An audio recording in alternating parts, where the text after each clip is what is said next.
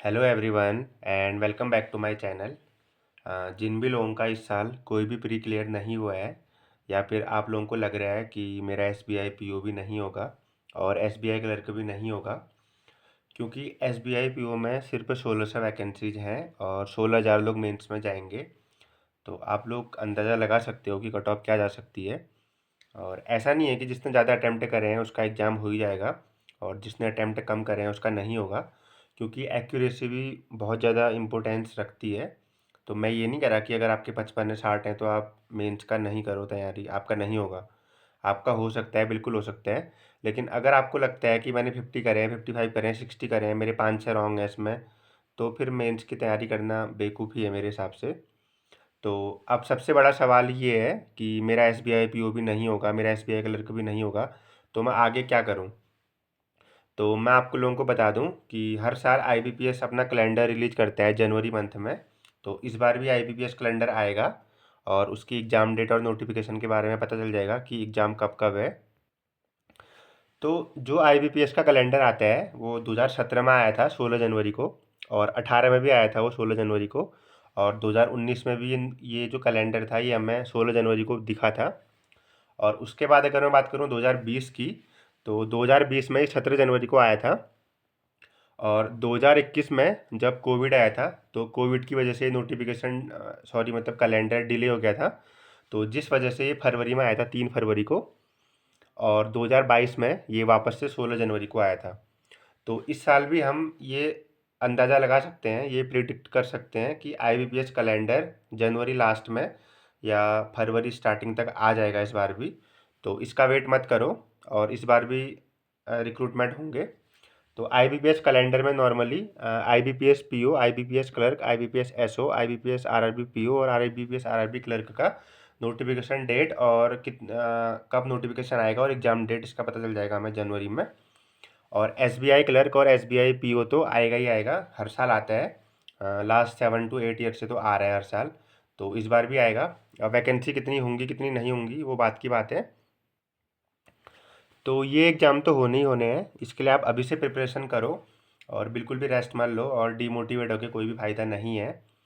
तो जो अभी से तैयारी करेगा और मेंस को लेके चलो, क्योंकि जिन भी लोगों का प्री 1-2 नंबर से नहीं हो रहा है या फिर आप तो आपकी तैयारी ऑलरेडी प्री की है, तो आप लोग अगर प्री कम भी करोगे तो कर लोगे। तो मेंस को टारगेट बनाओ अभी से, क्योंकि प्री निकलने से तो जॉब मिलनी है नहीं ना। प्री तो खाली 2 पल की खुशी है प्री निकलने से। तो मेंस के लिए प्रिपेयर रहो अभी से।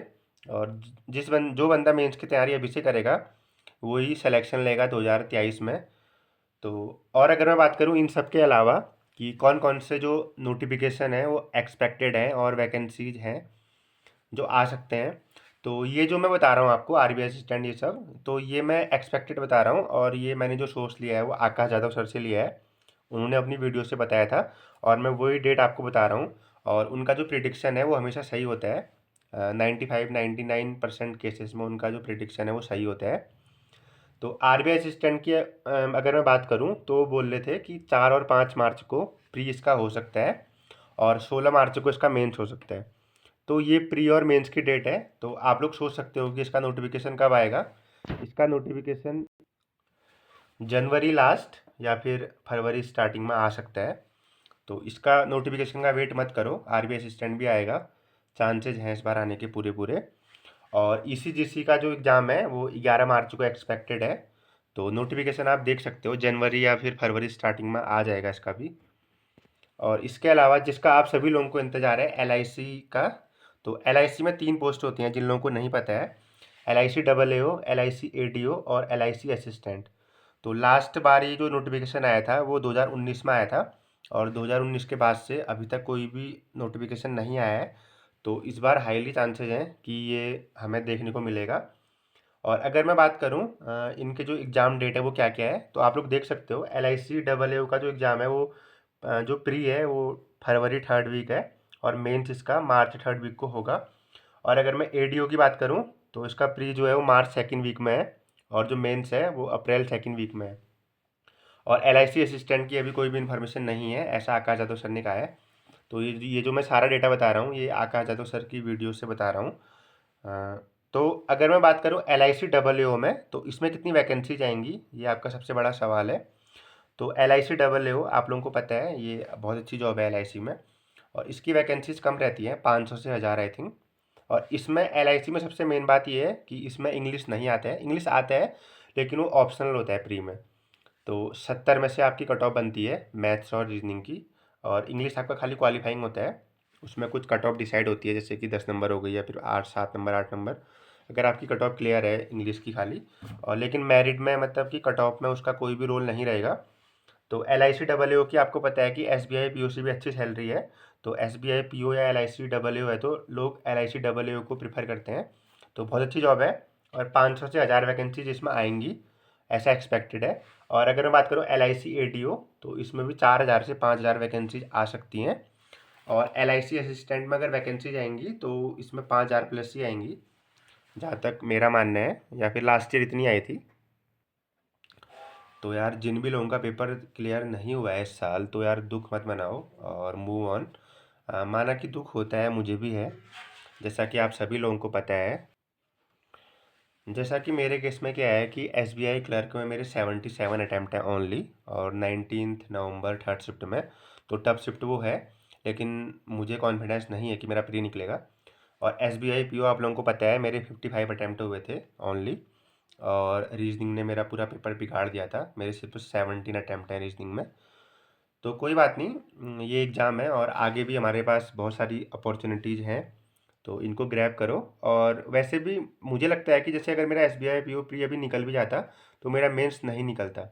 तो प्री प्री प्री मत करो, प्री तो निकल ही जाएगा एक दिन, और क्योंकि मेंस आप बहुत ज़रूरी है, अल्टीमेटली सिलेक्शन तो मेंस निकाल के ही लेना है ना। तो मेंस के लिए प्रिपेयर रहो, और अगले साल इतनी सारी अपॉर्चुनिटी आपके पास हैं और ज़रूर हमारा होगा इसमें। और बिल्कुल भी टाइम वेस्ट मत करो। कोई कहता है कि 10 दिन ब्रेक ले लो, 1 महीने ब्रेक ले लो, तो बिल्कुल भी मत लो। 2-3 दिन ठीक है ब्रेक लेना, अगर आपको लगता है कि हम टायर्ड फील कर रहे हैं पढ़ के, तो आप 2-3 दिन का ब्रेक ले सकते हो, कहीं घूमने जा सकते हो। लेकिन उसके बाद आप तैयारी में लग जाओ। और बहुत लोगों का डाउट ये आ रहा है कि अब आगे क्या करें, जैसे कि मेरी तरह जिसको लगता है कि मेरा SBI PO भी नहीं होगा, क्लर्क भी नहीं होगा, तो मैं किसकी तैयारी करूँ। और बहुत लोगों ने ESI FCI भी नहीं भरा है। तो मेरे हिसाब से उन लोगों को LIC AAO और RB असिस्टेंट को फोकस में लेके तैयारी करनी चाहिए इनकी प्री और मेंस की। तो ये मैंने कुछ इन्फॉर्मेशन देनी थी, मुझे लगा कि आप लोगों को थोड़ा सा मोटिवेट कर दूं, क्योंकि मुझे पता है बहुत सारे लोग काफ़ी डीमोटिवेट हो जाते हैं, और आई नो प्रॉब्लम सबके साथ होती है, घर वालों की, रिलेटिव्स की, वगैरह वगैरह।